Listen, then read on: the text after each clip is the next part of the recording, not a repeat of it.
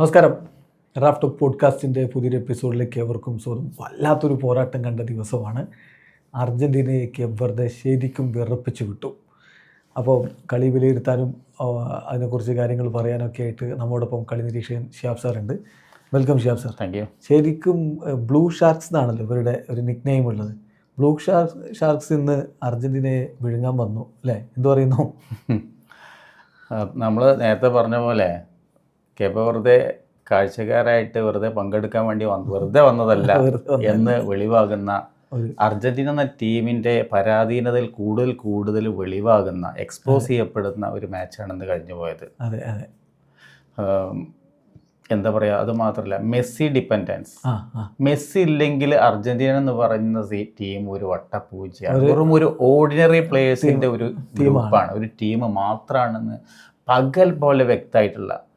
ഇന്ന് 3 ഗോളുകളാണ് വന്നിട്ടുള്ളത്, 3-2. ഈ 3 ഗോളുകൾ നോക്ക്. ഈ 3 ഗോളുകളിൽ 3 മെസ്സിയാ, സർവത്ര മെസ്സി. ഗോളടിച്ചത് മെസ്സി, ഒരു ഗോൾ അടിച്ചത് മെസ്സി, പിന്നെ മറ്റുള്ള 2 ഗോളുകളിലേക്ക് വഴി വെച്ചത് മെസ്സിയുടെ കോർണറുകൾ. മെസ്സി ഇല്ല എന്നുണ്ടെങ്കിൽ എന്താണ് ടീം, അല്ലെങ്കിൽ ഇവരുടെ ഒരു ഗെയിം പ്ലാന് എന്താണ് ഉദ്ദേശിച്ചത്? ആ ഗെയിം പ്ലാനുകളിൽ ലോത്താരോ മാർട്ടിനസ് പോലെയുള്ള അല്ലെങ്കിൽ ജൂലിയ ആൽബസ് പോലെയുള്ള പ്ലേയേഴ്സ് പാർട്ടായിരുന്നോ? ഒന്നും ചെയ്യുന്നില്ല. ഓക്കെ, ഇതാണ് ഇപ്പോൾ ടോട്ടൽ അടിച്ചിട്ടുള്ള ഈ ടീം, അർജന്റീന ടീം ഇന്നലെ അടിച്ചിട്ടുള്ള ഷോട്ടുകളിൽ 7 മെസ്സിയുടേതാണ്. അതാണ് ഇതിൽ ലോത്താരോ മാർട്ടിനസിന്റെ ഒരു ഷോട്ടില്ല, ജൂലിയൻ ആൽവരസിന്റെ അല്ലേ. അപ്പം മെസ്സി എന്ന് പറയുന്ന ഒരു പ്ലെയറുടെ ഭാരം കുറക്കാൻ വേണ്ടിയിട്ട് ഈ 39-ാം വയസ്സിൽ കളിച്ചുകൊണ്ടിരിക്കുന്ന മെസ്സിയുടെ ഭാരം കുറക്കാൻ ആകേണ്ടിയിരുന്ന ഈ പ്ലെയേഴ്സ്, അത്രമാത്രം സപ്പോർട്ടീവ് ആകേണ്ടിയിരുന്ന പ്ലെയേഴ്സ് എത്രമാത്രം പരാജയപ്പെട്ടു എന്ന് കൂടി വെളിവാകുന്ന ഒരു കളിയാണ് ഇന്ന് കഴിഞ്ഞു പോയതെന്നുള്ള. വേൾഡ് കപ്പിൽ ഉടനീളം അങ്ങനെ തന്നെയാണല്ലോ. ആദ്യത്തെ 2 കളികളിൽ അർജന്റീന അടിച്ച 5 ഗോളുകൾ 5 മെസ്സി ആയിരുന്നു. പിന്നെ അവസാനത്തെ കളി ജോർദാനെതിരെയാണ്. അതൊരു വെറുതെ കളിച്ച പോലുള്ളൊരു കളിയാണല്ലോ. ഓൾറെഡി 2 കളി ജയിച്ചു, എത്തേണ്ട സ്ഥലത്ത് എത്തിയതിന് ശേഷമുള്ള കളി. അവിടെ പോലും ഒരു ഓപ്പൺ പ്ലേ ഗോള് അടിക്കാൻ പറ്റിയിട്ടില്ല. അതിലും മെസ്സി വന്നിട്ട് പിന്നെ അവിടെയാണ് അർജന്റീന ഒന്ന് നന്നായിട്ട് കളിച്ചത്. മെസ്സി വന്നതിന് ശേഷമാണ് ആ കളിയിൽ. ഈ കളിയിലാണെങ്കിൽ മെസ്സി അല്ലാതെ പിന്നെ ഒരാൾ നന്നായി കളിച്ചിട്ടുണ്ടോ എന്ന് ചോദിച്ചാൽ അത് ഡിഫൻസിൽ തീർച്ചയായിട്ടും യാതൊരു സംശയമില്ല. മെസ്സിക്ക് ആദ്യത്തെ ഗോളിന് ഫ്ലോട്ടിംഗ് പാസ്, വളരെ മനോഹരമായിട്ടുള്ളൊരു പാസ്, അതേപോലെ തന്നെ ആ ഒരു 2ാമത്തെ ഗോള് അതടിച്ചതും ലിസാൻഡ്രോ മാർട്ടിനസാണ്. ഇന്നലത്തെ കളിയിലുടനീളം അർജന്റീനയുടെ ഒരു ബാക്ക് ബോൺ ആയിട്ട് ഡിഫൻസിൽ നിലകൊണ്ടതും ലിസാൻഡ്രോ മാർട്ടിനസാണ്. തീർച്ചയായിട്ടും ലിസാൻഡ്രോ മാർട്ടിനസും ക്യൂട്ടി റൊമേറോയും കൂടിയുള്ള ഒരു സഖ്യം അവര് നന്നായിട്ട് നിന്നിട്ടുണ്ട്. പക്ഷെ വിങ്ങിലുണ്ടായിരുന്ന 2 പേരും അത്ര മികച്ചതായിരുന്നില്ല. മൊളീനക്ക് പകരം വന്ന മോണ്ടിയൽ ആയിരുന്നു റൈറ്റ് വിങ് ബാക്സിന്റെ ശരിക്കും വളരെയധികം. നമ്മളെ ഗോള് നോക്കുകയാണെന്നുണ്ടെങ്കിലൊക്കെ വളരെ വ്യക്തമാകും. അതെ അതെ. അപ്പോൾ ശരിക്കും പറഞ്ഞാൽ ആ മറ്റേ കർവ് ചെയ്തടിച്ചിട്ടുള്ള ഗോളൊക്കെ അവിടുത്തെ വിങ് ബാക്കിന്റെ ഒരു പരാജയം. അവിടെ മക്കലിസ്റ്ററിനെയാണ് ശരിക്കും നമ്മൾ ഔട്ട് പ്ലേ ചെയ്തിട്ടാണ് ആ ഗോൾ വരുന്നത്. മക്കലിസ്റ്റർ അവിടെ ഉണ്ടായിരുന്ന സമയത്ത് അപ്പൊ ഇവിടെ പൊസിഷൻ എവിടെയായിരുന്നു നമ്മള് പിന്നെ ആ സമയത്ത് മോണ്ടിയലായിരുന്നു ഉണ്ടായിരുന്നത്. പൊസിഷൻ എവിടെ ഉണ്ടായിരുന്നില്ല. ഇനി ആദ്യത്തെ ഗോളിലേക്ക് നോക്കുകയാണെന്നുണ്ടെങ്കിലോ ആദ്യമായ ഒരു ഡിഫൻസീവ് ലാപ്സ് ആണ്, എറർ അവിടെ വന്നിട്ടുള്ളത്. നമ്മുടെ മെദീനയെ പാസ് കൊടുക്കുന്നത്, എന്നിട്ട് ഗോൾ അടിക്കുന്ന ലിച്ചന്റെ കാലിന്റെ അടിയിലൂടെ വളരെ സിമ്പിൾ ആയിട്ട്. അതായത് വലിയ ടീമുകൾ ചെറിയ ടീമുകളെ ടോയ് ചെയ്യുന്ന പോലെ കേപ്പ് വെർദെ അർജന്റീൻ ഡിഫൻഡേഴ്സിനെ ടോയ് ചെയ്യുന്ന ഒരു കാഴ്ചയാണ് നമ്മളവിടെ കണ്ടത്. ഇത് വരുന്നുണ്ടായിരുന്നു ശരിക്കും പറഞ്ഞാൽ. അത് പെട്ടെന്നൊരു ദിവസം കൊണ്ട് സംഭവിച്ചതല്ല. ഈ അർജന്റീന കഴിഞ്ഞ വേൾഡ് കപ്പ് കളിച്ച് ജയിച്ചതിന് ശേഷം പിന്നീട് നടന്നിട്ടുള്ള അർജന്റീനയുടെ ഫ്രണ്ട്ലി മത്സരങ്ങളൊക്കെ നോക്കിയാൽ മതി. കുറേ ചെറിയ ടീമുകളോട് ഇങ്ങനെ കളിച്ചാണ് അവർ വന്നത്. സ്കലോനി അതിലെപ്പോഴും അദ്ദേഹത്തിനൊരു എതിർപ്പ് പറ്റാവുന്ന സമയത്തൊക്കെ പ്രകടിപ്പിക്കാറുണ്ട്. ഇതല്ല ഞാൻ ആഗ്രഹിക്കുന്നത്, ഇങ്ങനെയുള്ള എതിരാളികളല്ല എന്ന് പറയാറുണ്ടായിരുന്നു ഫ്രണ്ട്ലി മാച്ച്. പക്ഷേ AFA എന്താണെന്ന് വെച്ചാൽ അത് പല കമ്മിറ്റ്മെൻറ്റുകളുടെ ഒക്കെ ഭാഗമായിട്ട് ഇങ്ങനെ ഇപ്പം കേരളത്തിൽ കളിക്കാൻ വേണ്ടി സൈൻ ചെയ്തിട്ടുണ്ടായിരുന്നു, അത് മിസ്സായിപ്പോയി. അങ്ങനെ പല സ്ഥലത്തും കളി വെക്കുന്നു, മാറ്റുന്നു. അങ്ങനെ AFAയുടെ ഒരു മാനേജ്മെൻറ്റിൻ്റെ ഒരു പ്രശ്നം കൊണ്ടുകൂടി അർജന്റീനക്ക് അധികവും നല്ല മാച്ചുകൾ കിട്ടിയില്ല. അപ്പോഴേ പലരും ഇതൊരു ഇഷ്യൂ ആവും എന്ന് പറഞ്ഞുകൊണ്ടിരുന്നതാണ്. ഈ വേൾഡ് കപ്പിൽ അത് കൃത്യമായിട്ട് വിസിബിൾ ആകുന്നുണ്ട്. അത് ഈ അത്രയധികം വിസിബിൾ ആവാതെ ആരെങ്കിലും കവർ ചെയ്ത് പിടിക്കുന്നുണ്ടെങ്കിൽ അത് മെസ്സി മാത്രമാണ്. അപ്പോൾ നമുക്ക് മുന്നോട്ട് പോകണമെങ്കിൽ ഇതൊരു വേക്കപ്പ് കോൾ അല്ലേ? വേക്കപ്പ് കോൾ എന്ന് മാത്രമല്ല, ഒരുപാട് ചോദ്യങ്ങളാണ് ഈ മത്സരത്തിൽ നിന്ന് ഉയരുന്നത് എന്നുള്ളതാണ്. അതെ. ഇനി അടുത്ത കളി വരുന്ന ഈജിപ്തിനായതുകൊണ്ട് തോന്നുന്നു കഴിഞ്ഞ ഓസ്ട്രേലിയയും ഈജിപ്തും തമ്മിലുള്ള കളിയിൽ ഈജിപ്താണ് കയറിയത്. ഓസ്ട്രേലിയക്ക് കഴിഞ്ഞ വർഷം പ്രീ ക്വാർട്ടറിൽ ഇതേപോലെ തന്നെ അർജന്റീനക്ക് പണി കൊടുത്ത ടീമാണ്, ബുദ്ധിമുട്ടിച്ചിട്ടുള്ളതാണ്, ഒരുപാട് ഫ്രസ്ട്രേറ്റ് ചെയ്തിട്ടുള്ള. അപ്പോൾ ഈജിപ്ത് ആയതുകൊണ്ട് ഒരു പക്ഷേ ആ രീതിയിൽ ഒരു പക്ഷേ എന്താ പറയുക അത്ര വലിയ ബുദ്ധിമുട്ടുണ്ടാവില്ല എന്ന് നമുക്ക് കരുതാം എന്ന് മാത്രമേ പറയാൻ പറ്റുള്ളൂ. പിന്നെ അതുപോലെ അപ്പുറത്തിന് ക്വാർട്ടറിലെത്തിയ കൊളംബിയ ആയിരിക്കും മിക്കവാറും എത്തുക. കൊളംബിയയും ജയിച്ചിട്ടുണ്ട് എന്നുള്ളതാണ്. അപ്പോൾ ഇതേപോലെ ആവില്ല. അപ്പോൾ കൊളംബിയയുമായിട്ടുള്ള മത്സരം എനിക്ക് തോന്നുന്നു വളരെ ഹൈ ഇൻറ്റൻസിറ്റി മാച്ച് ആയിരിക്കും എന്നുള്ളതാണ്. അപ്പോൾ കാര്യങ്ങൾ എളുപ്പമാവില്ല. അപ്പോൾ ഇതിപ്പം പോർച്ചുഗലിൻ്റെ ഒക്കെ പോലെയാണെങ്കിൽ ഈ റൗണ്ട് ഓഫ് 32-ൽ നമ്മുടെ ക്രൊയേഷ്യ, റൗണ്ട് ഓഫ് 16-ൽ സ്പെയിന്, അത് കഴിഞ്ഞിട്ട് ഇനിയിപ്പോൾ ഫ്രാൻസോ മറ്റോ വരുന്നതാണ് തോന്നുന്നത്. ആ രൂപത്തിലാണ് ഇപ്പുറത്തെങ്കിൽ അർജന്റീനക്ക് പണി കിട്ടിയാണ്. എന്ത് തോന്നുന്നു ഇപ്പോൾ ഒരു ഫ്രാൻസ് വേഴ്സസ് അർജന്റീന മത്സരം നടന്നാൽ എന്ത് സംഭവിക്കും? ഫ്രാൻസ് വളരെ ഈസി ആയിട്ട് ജയിക്കുന്നുള്ളൂ. കാരണം നമ്മൾ എന്താ പറയുക കണ്ടില്ല, ഇപ്പോൾ കളി നമ്മൾ വ്യക്തമായിക്കൊണ്ടിരിക്കുകയാണ്. ഇപ്പോൾ നമ്മൾ ഈ 4 കളികൾ അർജന്റീനയുടെ കളി കഴിഞ്ഞതിൽ നമുക്ക് മനസ്സിലായിരിക്കുകയാണ് മെസ്സി അല്ലാതെ വേറെ അല്ലെങ്കിൽ ആ ടീമില്ല എന്നുള്ളതാണ്. അങ്ങനെ തന്നെയാണ്, ഹൈലി ഡിപ്പെൻഡൻ്റ് ഓൺ മെസ്സി എന്നുള്ളതാണ്. ഇപ്പോൾ മറ്റുള്ള എവിടെയാണ് മറ്റു ചാൻസുകൾ ക്രിയേറ്റ് ചെയ്യപ്പെടുന്നുണ്ടോ? അപ്പോൾ ഇന്നലെ നമ്മൾ ഗോളുകൾ നോക്കുകയാണെങ്കിൽ 3 ഗോളുകൾ അടിച്ചതിൽ മെസ്സിയും പിന്നെ ബാക്കിയുള്ള 2 ലിസാൻഡ്രോ മാർട്ടിനസും പിന്നെ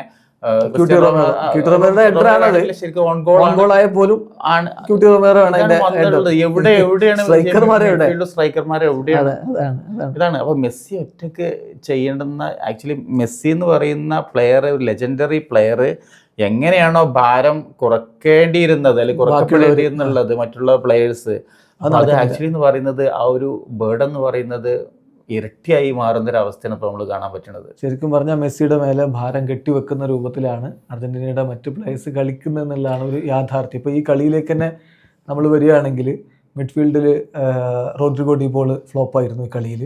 അതുപോലെ തന്നെ എൻസോ ഫെർണാണ്ടസിൻ്റെ പ്രകടനവും സാറ്റിസ്ഫാക്ടറി എന്ന് വേണമെങ്കിൽ പറയാവുന്നേ ഉള്ളൂ, അല്ലെങ്കിൽ അതിനേക്കാൾ താഴെയാണ്. മെക്കലിസ്റ്ററുടെ ഭാഗത്തു നിന്നുള്ള പ്രകടനം, തിയാഗോ അൽമേഡ ഒരർത്ഥത്തിൽ ഇന്ന് ഫ്ലോപ്പായിരുന്നു പറയാവുന്ന ഒരു പ്രകടനമാണ് നടത്തിയിട്ടുള്ളത്. അപ്പോൾ ഗംഭീരമായിട്ടുള്ള അഴിച്ചുപണി, സമഗ്രമായിട്ടുള്ള അഴിച്ചുപണി നടത്തേണ്ടതുണ്ട്. ലോതാരോ മാർട്ടിനസ് ഒക്കെ ആക്ച്വലി നമ്മൾ ചില പ്ലേയേഴ്സിന്റെ ഒക്കെ കമ്മിറ്റ്മെന്റ് ഒക്കെ ശരിക്കും ക്വസ്റ്റ്യൻ പെടുന്ന ഒരവസ്ഥയാണ്. ഇന്നലെ 2 പ്രാവശ്യം നമ്മൾ ലോതാരോ മാർട്ടിനസിന്റെ വൊസീഞ്ഞ കണ്ടു. ഒരു തവണ പ്രസ്സിങ്, നമ്മൾ പ്രസ് ചെയ്യുമ്പോൾ അതിൻ്റെതായ ഒരു ആറ്റിറ്റ്യൂഡിൽ ചെയ്യണതാണ്. ഒരു തവണ കഴിഞ്ഞു, 2ാമത്തെ തവണ കഴിഞ്ഞു, 2 തവണ വലിയ അത്ഭുതം തോന്നി. അപ്പൊ അതേസമയം മെസ്സി ഒരു തവണ പ്രസ് ചെയ്യാൻ പോയ സമയത്ത് വൊസീഞ്ഞ പുറത്തേക്ക് വളരെ ഹൈ പ്രഷറോട് പുറത്തേക്ക് ഒഴിവാക്കുന്നത് കണ്ടു നമ്മള്, അല്ലേ? അപ്പൊ അതാണ് ഇപ്പൊ ലോതാരോ മാർട്ടിനസിന് ഇന്നലെയുള്ള ആ ഒരു കോൺട്രിബ്യൂഷൻ എന്ന് പറയുന്നത് മുമ്പ് സബ്സ്റ്റിറ്റ്യൂട്ട് ചെയ്യാൻ തൊട്ട് മുമ്പ് മെസ്സിക്ക് നൽകിയിട്ടുള്ള ഒരു പാസ്, ഒരുപക്ഷെ മെസ്സിക്ക് ഗോൾ അടിക്കായിരുന്നു. അതായത് 59-ാം മിനിറ്റിൽ അവർ ഗോൾ മടക്കിന് ശേഷം ഉടനെ ഒരു ചാൻസ് കിട്ടിയിരുന്നു. ഇപ്പോൾ അർജന്റീനക്ക് ലീഡ് 2 വേണ്ടിയിട്ട് ആ ഒരു സമയത്ത് ഒരു പക്ഷേ എന്താ പറയുക നൽകിയിട്ടുള്ള ഒരു കീ പാസ് എന്ന് പറയാം. അതല്ലാതെ വേറെ ലോതാരോ മാർട്ടിനെ സംബന്ധിച്ചിട്ടുള്ള വേറൊരു കളിയിലൊരു കോൺട്രിബ്യൂഷനും ഫ്രൂട്ട്ഫുള്ളായ രീതിയിൽ നൽകിയെന്ന് നമുക്ക് പറയാൻ പറ്റൂല. പകരം വന്ന ഹുലിയൻ ആൽവാരസ് കുറച്ചും കൂടി ഒരു മെച്ചപ്പെട്ട പ്രകടനം വേണമെങ്കിൽ പറയാം. പക്ഷെ അപ്പോഴും ഈ ഗോൾ വരുന്നില്ല എന്നതാണ് പ്രശ്നം അതിലുണ്ട്. 4 മാച്ചുകൾ കഴിഞ്ഞു. അതാണ് 3 ഗ്രൂപ്പ് സ്റ്റേജസ്. അതെ, 3 ഗ്രൂപ്പ് സ്റ്റേജസ് എന്ന് പറഞ്ഞാൽ അതിൽ ജോർദാൻ പോലുള്ള ടീം ഉണ്ടായിരുന്നു, അൾജീരിയ പോലുള്ള ടീം ഉണ്ടായിരുന്നു. ഈ ടീമിനെതിരെയൊക്കെ കളിക്കാനൊക്കെ ഗോൾ അടിക്കാനൊക്കെ അവസരങ്ങളുണ്ടായിരുന്നു. അപ്പം നമ്മൾ എന്താ പറയുക, ആ ഒരു തളികയിൽ വെച്ചുകൊണ്ട് ഒരു പക്ഷേ എന്ന് പറയും നമുക്ക് എന്ത് ചെയ്യേണ്ടി വരും, ചിലപ്പോൾ റിസ്ക് എടുക്കേണ്ടി വരും. അപ്പം മെസ്സിയൊക്കെ ചെയ്തുകൊണ്ടിരിക്കുന്നത് എന്താണ്, അതാണ് എസ്പെഷ്യലി ഇവർ ഇങ്ങനത്തെ രീതിയിൽ മുന്നിട്ട് ഇറങ്ങി കളിച്ചിട്ടുണ്ടെങ്കിലാണ്, ഈ റോളുകൾ ഏറ്റെടുത്ത് കഴിഞ്ഞിട്ടുണ്ടെങ്കിലാണ് സ്വാഭാവികമായിട്ട് മെസ്സിക്ക് എന്തൊന്ന് ഫ്രീ ആവാൻ പറ്റുക എന്നുള്ളതാണ്. മാച്ച് സ്മൂത്തായിട്ട് പോവുകയുള്ളൂ. ഇപ്പം ലൗട്രോ ആകെ അടിച്ചത് ഈ 2 സ്ട്രൈക്കർമാരും കൂടി ആകെ അടിച്ചത് ഒറ്റ ഗോളാണ്. അത് ലൗട്രോയുടെ പെനാൽറ്റി ഗോളായിരുന്നു ജോർദനെതിരെയുള്ള എന്നുള്ളതാണ്. ചുരുക്കി പറഞ്ഞാൽ ഒരു മാറ്റം എന്ന് പറഞ്ഞാൽ താരങ്ങളെ മുഴുവൻ മാറ്റണം എന്നല്ല, അതിൻ്റെ സാധ്യതയില്ല. അതിന് പകരം ഇവരുടെ ഒരു മെൻറ്റാലിറ്റിയിലും മറ്റുമൊക്കെ ഒരു കറക്റ്റ്നെസ് ഉണ്ടെന്ന് തോന്നുന്നത് സ്കലോനി കളിക്ക് ശേഷം പറഞ്ഞതാണ്. നെഗറ്റീവ് വശങ്ങൾ ഞാൻ കളിക്കാരുമായിട്ട് ചർച്ച ചെയ്യും, വേണ്ട മാറ്റങ്ങൾ വരുത്തും. അതേസമയം പോസിറ്റീവ് വശം ഇവിടെ ഉണ്ട്. അതായത് ടീം തോൽക്കാൻ തയ്യാറാവാതെ പോരാടി നിന്നല്ലോ, അപ്പോൾ ആ ഒരു പോസിറ്റീവ് ഞാൻ എടുക്കുകയാണ് എന്നാണ് അദ്ദേഹം പറഞ്ഞത്. അല്ല, അതിൽ മാത്രമേ ഉള്ളൂ പോസിറ്റീവായിട്ട് നമുക്ക് പറയാൻ പറ്റുന്ന, അവർക്ക് ഗെയിം റീഡ് ചെയ്യാൻ പറ്റി. ഒരു ഗോൾ തിരിച്ചെടുക്കുന്നതിനനുസരിച്ച് ഗെയിം റീഡ് ചെയ്തിട്ട് എക്സ്പീരിയൻസ് കൊണ്ട് എങ്ങനെയാണ് ആ ഒരു പ്രാക്ടിക്കാലിറ്റി, പ്രായോഗികമായിട്ട് മത്സരം എങ്ങനെ വിജയിക്കാം എന്നുള്ള രീതിയിൽ അത് മാത്രമാണ് നമുക്ക് പറയാവുന്ന പോസിറ്റീവായിട്ടുള്ള കാര്യം എന്ന് പറയുന്നത്. അല്ലാതെ ഈ കളിയായിട്ട് ഇനി അടുത്ത റൗണ്ടിലേക്ക് വന്നിട്ടുണ്ടെന്നുണ്ടെങ്കിൽ തീർച്ചയായിട്ടും അർജന്റീന ടീമിന് നാട്ടിൽ പോകാം എന്ന് മാത്രമേ പറയാൻ പറ്റുള്ളൂ. തീർച്ചയായിട്ടും ഇതിലിപ്പോൾ എക്സ്പീരിയൻസ് ആണ്. ഈ പറഞ്ഞ കേപ്പ് വെർദേയേക്കാൾ എന്തുണ്ട് മെച്ചം എന്ന്, അല്ലെങ്കിൽ എന്ത് അർജന്റീന രക്ഷപ്പെടുത്തി എന്ന് ചോദിച്ചാൽ അവരുടെ എക്സ്പീരിയൻസ് ആണ്. ഇപ്പോൾ സ്കലോനിയോട് തന്നെ ചോദിക്കുന്നുണ്ട്, കഴിഞ്ഞ വേൾഡ് കപ്പിൽ സൗദിയോട് തോറ്റൊരു കളിയുണ്ട്, ആ കളിയും ഈ കളിയും തമ്മിലുള്ള വ്യത്യാസം ചോദിക്കുമ്പോൾ അദ്ദേഹം പറയുന്ന മറുപടി ഇതാണ്, ആ കളി ശരിക്കും പറഞ്ഞാൽ ഞങ്ങൾ തിരിച്ചു വരാൻ പറ്റിയില്ല, ഇവിടെ ഞങ്ങൾ തിരിച്ചു വന്നിട്ടുണ്ട്, അതിന് ഞങ്ങൾക്ക് വേൾഡ് കപ്പിൽ ഇത്തരം സന്ദർഭങ്ങൾ എങ്ങനെ ഹാൻഡിൽ ചെയ്യണം എന്ന് ഇപ്പോൾ അറിയാം എന്ന് പറയുന്നുണ്ട്. അപ്പോൾ ആക്ച്വലി ആ ഒരു എക്സ്പീരിയൻസ് ആണ് ശരിക്കും രക്ഷപ്പെടുത്തി എടുത്തത് എന്ന് തന്നെ അദ്ദേഹം തന്നെ സമ്മതിക്കുകയാണ്. അതോടൊപ്പം തന്നെ മറ്റൊരു പ്രധാനപ്പെട്ട കാര്യം കൂടി അദ്ദേഹം പറയുന്നുണ്ട്, ഇനി മുന്നോട്ട് പോകണമെങ്കിൽ ഈ ടീമിൻ്റെ ഭാഗത്ത് നിന്ന് എന്തൊക്കെ പ്രശ്നങ്ങൾ വന്നിട്ടുണ്ട് അത് ഞങ്ങൾ ഇരുന്ന് അനലൈസ് ചെയ്യും, അടുത്ത കളിക്ക് വേണ്ടി റിക്കവറിയും കാര്യങ്ങളുമായിട്ട് അടുത്ത കളിയിൽ ഫോക്കസ് ചെയ്ത് പോകും. പിന്നെ കേപ്പ് വെർദെ വളരെ മികച്ച പെർഫോമൻസ് നടത്തിയിട്ടുണ്ട്, അവർ അത്ര മോശം പ്രകടനമല്ല നടത്തിയെന്നും പറഞ്ഞിട്ട് അദ്ദേഹം അങ്ങ് പോവുകയാണ്. മെസ്സി പറയുന്നൊരു കാര്യമുണ്ട്, പലരും ടീമുകളെ പേര് വെച്ചിട്ടാണ് അണ്ടർ എസ്റ്റിമേറ്റ് ചെയ്യുന്നത്. ഈ ടീമുകൾ ഒക്കെ നന്നായിട്ട് പെർഫോം ചെയ്യാൻ കപ്പാസിറ്റി ഉള്ളവരാണ്, ഇത് നോക്കൗട്ട് മത്സരങ്ങളാണ്, പിന്നെ ആരും നമുക്ക് ഫ്രീ ആയിട്ടൊന്നും തരൂല, നമ്മൾ സഫർ ചെയ്ത് മാത്രമേ മുന്നോട്ട് പോകാൻ പറ്റുള്ളൂ എന്ന് അദ്ദേഹം പറയുന്നുണ്ട്. ഈ ടീം നമ്മുടെ ഉറുഗ്വായ്ക്കെതിരെയും സ്പെയിനിനെതിരെയും സമനില പിടിച്ചത് വെറുതെ അല്ല എന്നും കൂടി പറയുന്നുണ്ട്. അപ്പോൾ കേപ്പ് വെർദെയുടെ ഒരു പ്രകടനത്തെ സാർ എങ്ങനെയാണ്? ബ്രില്യൻറ്റ്. അവരുടെ പെർഫോമൻസ് എന്ന് പറയുന്നത്, ഒന്നാമത് അതിന് വഴിയൊരുക്കി കൊടുത്തത് അർജന്റീന ഒരു തരത്തിൽ നമുക്ക് പറയാം. അർജന്റീന ഫസ്റ്റ് ഹാഫിൽ നമ്മൾ നോക്കുകയാണെന്നുണ്ടെങ്കിൽ എന്താണ് കാര്യമായിട്ട് ചെയ്തതുണ്ടായിരുന്നുള്ളതാണ്. പക്ഷെ മാച്ചിലൊരു കൺട്രോൾ അർജന്റീനക്ക് ആയിരുന്നില്ല, പക്ഷെ ഒരു ഇന്റൻസ് ആയിട്ടുള്ള ഒരു അപ്രോച്ച് അർജന്റീനയുടെ ഭാഗത്ത് ഉണ്ടായിരുന്നു എന്നുള്ളതാണ്. ഒരു ഗോൾ അടിച്ചതിന് ശേഷം വീണ്ടും ഗോൾ അടിച്ചുകൊണ്ടിരിക്കണം, അവരെ പ്രഷറിലാക്കണം, അവരെ റിതം തെറ്റിക്കണം എന്നുള്ള രീതിയിൽ ഒരു അപ്രോച്ച് അർജന്റീനയുടെ ഭാഗത്തുണ്ടായിരുന്നോ? അവരെ കളിക്കാൻ അനുവദിച്ചിട്ടുണ്ടായിരുന്നു. അതാണ് ഏറ്റവും പ്രധാനപ്പെട്ട സംഭവം എന്ന് പറയുന്നത്. അതുപോലെ നമ്മൾ സ്പേസ് കൊടുക്കുന്നുണ്ടായിരുന്നു കളിക്കാൻ വേണ്ടിയിട്ടുള്ള. ഒന്ന് ഇടപെട്ട് പറയട്ടെ, അപ്പോൾ ഈ അർജന്റീന ഒരു ഗോൾ അടിച്ചു, രണ്ടാമത്തെ ഗോൾ ഇങ്ങനെ വരുന്നില്ല. അപ്പോൾ ആ ഒരു സമയത്ത് ഈ നമ്മുടെ കേപ്പ് വെർദേക്ക് ബോൾ കളിക്കാനുള്ളൊരു അവസരം കൊടുത്തു എന്ന് പറഞ്ഞല്ലോ സാറ്. അങ്ങനെ അവസരം കൊടുക്കുമ്പോൾ അത് കണ്ടപ്പോൾ ഞാൻ വിചാരിക്കുന്നത് എന്താ വെച്ചാൽ, ഇത് കളിപ്പിച്ചു കഴിഞ്ഞാൽ അവിടെ സ്പേസ് വരും, അത് ഉപയോഗപ്പെടുത്താൻ വേണ്ടിയിട്ടുള്ള ശ്രമമാണോ അർജന്റീന നടത്തുന്നത് കരുതി. പക്ഷേ അപ്പോഴാണ് കേപ്പ് വെർദേയുടെ ആ ഗോള് വരുന്നത്. അപ്പോൾ ഞാൻ കരുതി എന്താ ഇപ്പോൾ ഇവർ ചെയ്യുന്നത്? കാരണം ഇതേപോലെ ബ്രസീൽ ഒരു കളിയിൽ ചെയ്യുന്ന ഞാൻ കണ്ടിട്ടുണ്ട്. അതായത് എതിർ ടീമിന് കളിക്കാൻ അവസരം കൊടുത്തിട്ട് ആ ബോൾ എടുത്തിട്ട് പിന്നെ ഗോൾ അടിക്കുന്നത് ബ്രസീലിൻ്റെ രണ്ടാമത്തെ കളിയാണെന്നാണ് എൻ്റെ ഓർമ്മ. അപ്പോൾ അതാണോ ഈ ചെയ്യുന്നത് എനിക്ക് തോന്നി. പക്ഷെ അതല്ലായിരുന്നു ശരിക്കും സംഭവിച്ചത്. ശരിക്കും അവർ വന്ന് ഇടിച്ചിവിടെ കളിക്കുക. അപ്പോൾ നമ്മൾ നോക്കുകയാണെങ്കിൽ ഇന്നലത്തെ കളി എന്ന് വെച്ചെങ്കിൽ വളരെ ഡള്ളായിട്ടുള്ള, കാരണം വളരെ വിരസമായിട്ടുള്ള ഒരു ഇതായിട്ട് എനിക്ക് തോന്നിയത്. ഗോൾ അടിച്ചു എന്നല്ലാതെ ഇപ്പോൾ തുടക്കത്തിലൊരു ഹൈഡ്രേഷൻ ബ്രേക്ക് തൊട്ട് മുമ്പ് ഒരു 15-ാം മിനിറ്റിൽ മെസ്സിക്ക് ഒരു ചാൻസ് കിട്ടിയിരുന്നു, അത് പുറത്തേക്ക് അടിച്ചു. പിന്നെ അതിന് ശേഷം നമുക്ക് എടുത്ത് പറയാവുന്നത് ഗോളാണ്. ആ ചാൻസാണ്, ഒരു ഫ്രീ കിക്ക് ഉണ്ടായിരുന്നു തോന്നുന്നു.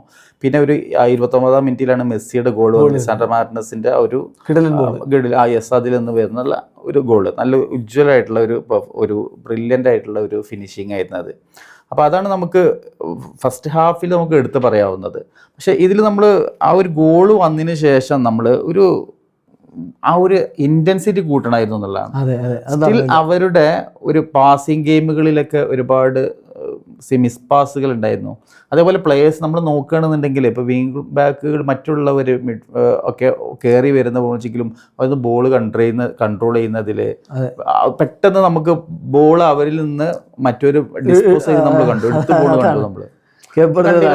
അപ്പോൾ ആ രീതിയിലുള്ള ഒരു ഇന്റൻസിറ്റി ഇനി വേണ്ട. ഒരു അടിച്ചു കഴിഞ്ഞാൽ പിന്നെ ഒരു കില്ലിങ് ഇൻസ്റ്റിങ്ക്റ്റ് വേണം, അപ്രോച്ച് വേണ്ടിയിരുന്നു. അങ്ങനെയാണെങ്കിൽ റിതം ഇപ്പം നമ്മൾ കഴിഞ്ഞ കളിയിൽ ഇപ്പോൾ സ്പെയിന് കളിച്ചിരുന്ന കളി കണ്ടിരുന്നു. അപ്പോൾ അവർ പാഠം പഠിച്ചതാണ് കേപ്പ് വെർദെയിൽ നിന്ന്. കാരണം തുടക്കം മുതൽ അവസാനം വരെ ഹൈ ഇൻറ്റൻസിറ്റിയോട് കളിച്ച് ഗോളുകൾ കിട്ടുകയാണെങ്കിൽ പിന്നെയും അടിച്ചുകൊണ്ടിരിക്കണം എന്നുള്ളതാണ്. എനിക്ക് തോന്നുന്നു ഇവർ പതിഞ്ഞ താളത്തിൽ പാസിങ് മെല്ലെ പോയി ടൈം അങ്ങനെ പോയിക്കൊണ്ടിരിക്കുകയാണ് എന്നുള്ളതാണ്. അപ്പം അവരെ സംബന്ധിച്ചിടത്തോളം എന്ന് പറയുന്നത് ഒരു സമനില പോലും ഒരു വിജയം പോലെ തന്നെയാണ്.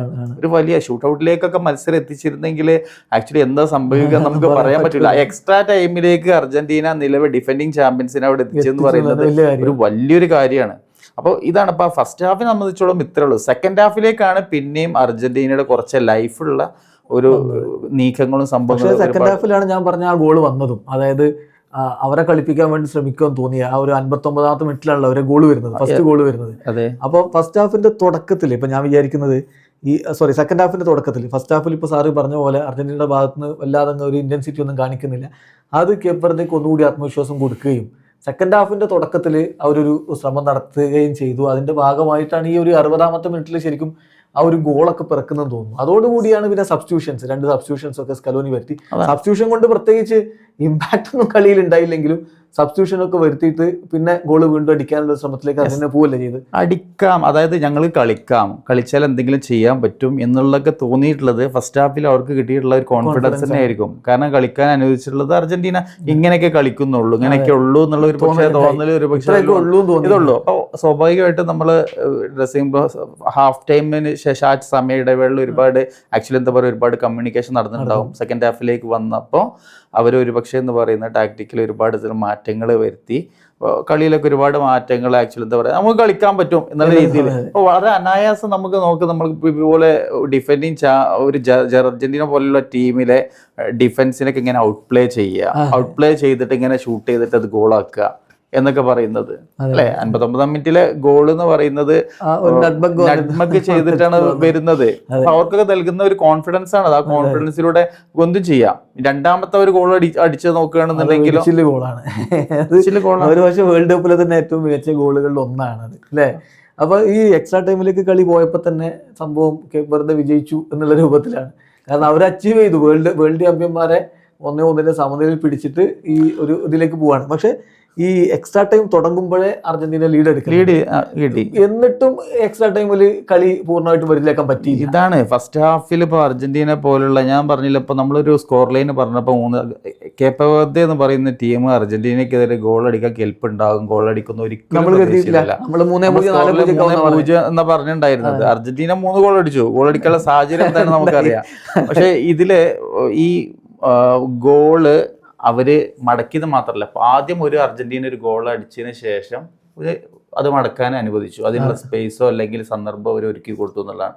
ഒരു രണ്ടാമത് എക്സ്ട്രാ ടൈമിലേക്ക് വന്നിട്ട് നമ്മളൊരു ഗോൾ അടിച്ചതിന് ശേഷം ആ ഒരു എന്താ പറയാ അത് ലീഡ് കീപ്പ് ചെയ്യാൻ പറ്റിയില്ല എന്ന് പറഞ്ഞിട്ടുണ്ടെങ്കിൽ അത് അർജന്റീന സംബന്ധിച്ചുള്ള ഒരു പരാജയമാണ്, വൻ പരാജയമാണ്. ആ ഒരു എക്സ്ട്രാ ടൈമിലേക്ക് എത്തിയിട്ട് ടീമിന് എന്താ പറയാ ഒരു വളരെ കോമ്പാക്റ്റ് ആയ ഡിഫൻസിനെ മാറ്റാൻ പറ്റിയില്ല എന്നുണ്ടെന്നുണ്ടെങ്കിൽ ഗോൾ കീപ്പർ കൂടി എമിലിയ മാർട്ടിനസും ഒരിക്കലും പ്രതീക്ഷിക്കാത്ത ഒരു ഷോട്ടുമാണ്, ഒരു പൊസിഷനും എന്ന് പറയുന്നത് കറക്റ്റ് ആയിരുന്നില്ല എന്നുള്ളതാണ്. പക്ഷെ സ്റ്റിൽ ഇതിനൊക്കെ നമ്മൾ പ്രിപ്പയർഡ് ആവേണ്ട. നമ്മൾ തുടക്കം മുതൽ നമ്മുടെ അർജന്റീനക്ക് തോന്നിയിട്ടുള്ളത് എനിക്കൊരു ആക്ച്വലി ഒരു ഡേഞ്ചർ സെൻസ് ചെയ്താണ് തുടക്കം മുതൽ കണ്ടപ്പോൾ. അർജന്റീനയുടെ ഒരു അപ്രോച്ച് കാഷ്വൽ ആയിട്ടുള്ള, നമ്മൾ നേരത്തെ പറഞ്ഞു കേപ്പ് വെർദെ എന്ന ടീമിനൊക്കെ ഒരു പക്ഷേ എന്ന് പറയുന്നത് അങ്ങനത്തെ രീതിയിൽ ചെയ്യോ അല്ലെങ്കിൽ ഫസ്റ്റ് ഹാഫിൽ കണ്ടിരുന്നു എന്നുള്ളതാണ് എനിക്ക് തോന്നുന്നത്. അർജന്റീനക്ക് ഇന്നലെ ഒരു എമർജൻസി തോന്നിയിട്ടുള്ളത് ഇന്നലെ എക്സ്ട്രാ ടൈമിലാണ്. അതായത് ഗോള് മടക്കിന് ശേഷം ഇവര് ഗോളൊക്കെ മടക്കുന്നുണ്ട് എന്നുള്ള തോന്നിന് ശേഷം അപ്പോഴാണ് പിന്നെന്ത് ചെയ്തത് ഒരു എമർജൻസി. ഈ പറയുന്ന പല പ്ലേയേഴ്സും നമ്മളെ മിഡ്ഫീൽഡിൽ വരുന്ന മെക്കലിസ്റ്റർ ആണെന്നുണ്ടെങ്കിലും ഡീപോളൊക്കെ എൻസോ ഫെർണാണ്ടസ് പ്രത്യേകിച്ച് അനോണിമസ് ഗ്രൗണ്ടിൽ പ്രത്യേകിച്ച് റോളൊന്നും കാണണ്ട. പിന്നെ അവർ ഈ എമർജൻസി സിറ്റുവേഷനിലേക്ക് വന്നപ്പോഴാണ് പിന്നെ എന്ത് ചെയ്തത് അവര് ഒന്നുകൂടി ആക്റ്റീവ് ആയത് എന്നുള്ളതാണ്. അപ്പോൾ അത് തന്നെ ഇപ്പോൾ ഈ രണ്ടാമത്തെ ഗോള് അവർ ആ ഒരു കിടിലൻ ഗോളിലൂടെ മടക്കുന്നു. അതിനുശേഷം അർജന്റീന 3ാമത്തെ ഗോൾ അടിച്ചതിന് ശേഷം അത് തിരിച്ചടിക്കാൻ പോലും അവർ ശ്രമിക്കുന്നു. ഒരു കിടിലൻ ഫ്രീ കിക്ക് അടിക്കാന്ന് പറയുന്നത് ബാക്കിയുള്ള 10 മിനിറ്റ് എങ്ങനെ തീർന്നു കിട്ടിയില്ലെങ്കിൽ ബെഗ്ഗായിരുന്നു.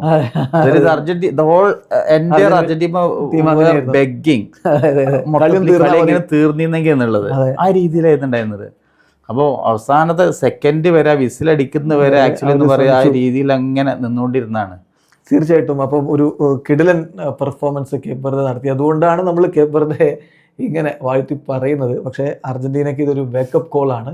അടുത്ത കളിയിലേക്ക് വരുമ്പോൾ ഇപ്പോൾ ഈ താരങ്ങളിലൊന്നും വലിയ മാറ്റമൊന്നും പ്രതീക്ഷിക്കേണ്ട, ഒരു പക്ഷേ അൽമേഡയ്ക്ക് പകരം നിക്കോ ഗോൺസാലസിനെയൊക്കെ ആദ്യം തന്നെ ഇറക്കിയേക്കാം എന്നുള്ള മാറ്റങ്ങളല്ലാതെ മെദീനയ്ക്ക് പകരം ഇനി ടാഗ്ലിയാഫിക്കോയെ തന്നെ ഒരു പക്ഷേ സ്റ്റാർട്ട് ചെയ്യിച്ചേക്കാം. പരേഡസ് വന്നതിന് ശേഷം അദ്ദേഹം മോശമല്ലാത്ത രൂപത്തിൽ കാര്യങ്ങളിൽ ഇടപെട്ടിട്ടുണ്ട് എന്നുള്ളത് ശരിയാണ്. അപ്പോൾ മധ്യനിരയിൽ ഇനി പരേഡസിനെ നേരത്തെ ഉപയോഗപ്പെടുത്തുമോ, അങ്ങനെയൊക്കെയുള്ള ചെറിയ ചെറിയ മാറ്റങ്ങൾ അങ്ങോട്ട് ലോ ചെൽസോ വേണമെങ്കിൽ നേരത്തെ ഇറക്കാം, ഇങ്ങനെയൊക്കെയുള്ള കുറച്ച് കാര്യങ്ങളൊക്കെ ചെയ്യാനേ ഉള്ളൂ പ്ലേയേഴ്സിനെ വെച്ചിട്ട്. ബാക്കി ഇപ്പോൾ ഈ താരങ്ങളൊക്കെ പ്രൂവ് ചെയ്തിട്ടുള്ളവർ തന്നെയാണ്.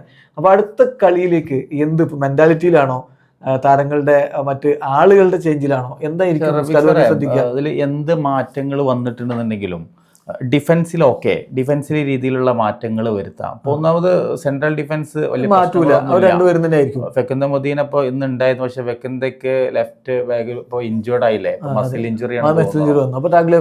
റൈറ്റ് ബാക്ക് എന്ന് പറയുന്ന ഫുൾ ബാക്ക് ഒരു വിഷയം തന്നെയാണ്. രണ്ടുപേരും രണ്ടുപേർക്കും പരിക്കുണ്ടായിരുന്നു ഈ വേൾഡ് കപ്പിന് തൊട്ട് മുമ്പൊക്കെ ആയിട്ട്. ഇത് ഒരു പ്രശ്നം ഇതാണ്. ഈ കളി വേൾഡ് കപ്പിന് തൊട്ട് മുമ്പ് ഈ സ്ക്വാഡ് എടുക്കുമ്പോൾ തന്നെ കുറെ ആളുകൾക്ക് പരിക്ക്, എന്നിട്ട് US പോയിട്ട് ഇങ്ങനെ ഓരോരുത്തർ റിക്കവർ ചെയ്ത് വരികയാണ്. അപ്പൊ ഗെയിം റിതത്തിന്റെ ഒരു പ്രശ്നമൊക്കെ അവിടെ നന്നായിട്ട് ഉണ്ടാവാം. ഈ ഡിഫൻസിലും ഒരുപക്ഷെ എനിക്ക് തോന്നുന്നു ഡിഫൻസ് മിഡ്ഫീൽഡിലൊക്കെ ഒരു പരിധി വരെ വിഷയങ്ങൾ നമുക്ക് സൊല്യൂഷൻ ഉണ്ടാവും, പരിഹരിക്കാം. പക്ഷേ ഏറ്റവും അൾട്ടിമേറ്റ് ക്വസ്റ്റ്യൻ എന്ന് പറയുന്നത് അറ്റാക്കിലാണ്. മെസ്സിക്ക് അവിടെ സപ്പോർട്ട് ചെയ്യാൻ, മെസ്സിയുടെ കൂടെ വേറെ ഗോൾ അടിക്കാൻ ആരാണ്? തുടക്കം മുതലേ പറഞ്ഞുകൊണ്ടിരിക്കുന്ന ഒരു കാര്യമാണ്. മെസ്സി അല്ലാതെ വേറെ ആരാണ് ഗോൾ അടിക്കാൻ എന്നുള്ളതാണ്. അതാണ് മെസ്സി മാത്രം ഒരു ടീമിനെ എങ്ങനെ ആക്ച്വലി എന്താ പറയുക, നമുക്കിപ്പോൾ മെസ്സി ഇതുവരെ നമുക്ക് അർജന്റീന കിട്ടിയിട്ടുള്ള ടീമിനെ നമുക്കറിയാം. ഈ ടീമിനൊക്കെ എതിരെയാണ് ആക്ച്വലി ഇപ്പോൾ കളിച്ചുകൊണ്ടിരിക്കുന്നത്. മെസ്സിക്ക് കളിക്കാവുന്നതാണ്. ഇനി ഇതേപോലെ തന്നെ നോക്കൗട്ട് സ്റ്റേജുകളിൽ വലിയ ടീമുകളൊക്കെ വന്നിട്ടുണ്ടെന്നുണ്ടെങ്കിൽ എന്താ ചെയ്യാൻ പറ്റും? അവർക്ക് അറിയാം അപ്പൊ മെസ്സിയെ എങ്ങനെയാണ് ചെയ്യേണ്ടത് നല്ലോണം വ്യക്തമായിട്ട് അറിയാം. ചെയ്തിട്ടുണ്ടെങ്കിൽ എന്താണ് ഇവർ ചെയ്യാൻ പോകുന്നത്? ഒരു കളിയിൽ പോലും 4 കളിയിൽ പോലും ഒരു ഫോമിലേക്ക് ഒരു നിർണായക ഒരു ഓപ്പൺ പ്ലേ ഗോള് വന്നിട്ടില്ല. അപ്പൊ അതാണ് അർജന്റീന നേരിടുന്ന ഏറ്റവും വലിയ പ്രശ്നം എന്ന് പറയുന്നത്. ഈ ഒരു മുന്നേറ്റ നിരയിലുള്ള പ്രശ്നമാണ്. അതിനുള്ളൊരു പരിഹാരം എന്ന് പറയാൻ ഇനിയിപ്പോൾ സ്കലോണിയുടെ കയ്യിലുള്ളത് ഹോസെ മാനുവൽ ലോപ്പസ് ആണ്. അദ്ദേഹം ബ്രസീലിയൻ ലീഗിലൊക്കെ നന്നായിട്ട് ഗോൾ അടിക്കുന്ന ഒരാളാണ്. പെക്കിംഗ് ഓർഡറിൽ പക്ഷേ ലൗട്ടറയും അതുപോലെ ഹൂലിയനൊക്കെ കഴിഞ്ഞിട്ട് അദ്ദേഹത്തിന് സ്ഥാനമുള്ളൂ. ഇവർ രണ്ടുപേരും ഇത്രയും കളികളിലും അങ്ങനെ ഒരു മികവ് കാണിക്കാത്തത് കൊണ്ട് ഇനിയിപ്പോൾ അദ്ദേഹത്തെ പരീക്ഷിക്കുമ്പോൾ സാധ്യത കുറവാണ്. ഞാൻ അങ്ങനെ വിശ്വസിക്കുന്നില്ല അദ്ദേഹത്തെ പരീക്ഷിക്കുമെന്ന് ഫ്ലാക്കോ ലോപ്പസിനെ. ഒരു പക്ഷേ സബ്സ്റ്റിറ്റ്യൂട്ടൊക്കെ ആയിട്ട് അടുത്ത കളികളിലൊക്കെ അദ്ദേഹത്തെ കൂടി ഉപയോഗപ്പെടുത്തിയേക്കാം. അതുമാത്രമാണ് ഇനിയിപ്പോൾ കയ്യിലുള്ള ഒരു ഓപ്ഷൻ എന്ന് പറയാനുള്ളത്. സോ പ്രശ്നം അവിടെ തന്നെയാണ്. മെസ്സിയെ ഹെവിലി ഡിപ്പെൻഡ് ചെയ്യുന്നു. വരും കളികളിൽ അതിനൊരു മാറ്റം ഉണ്ടാവുമെന്ന് പ്രതീക്ഷിക്കാം. ഏതായാലും നമ്മൾ ഈ അനാലിസിസ് ഇവിടെ അവസാനിപ്പിക്കുകയാണ്. അടുത്ത ഇപ്പം റൗണ്ട് ഓഫ് 16 ഫിക്സറൊക്കെ റെഡി ആയിട്ടുണ്ട്. അതിൻ്റെ ഒരു വിശകലനമായിട്ട് ഉടൻ തന്നെ വീണ്ടും കാണാം.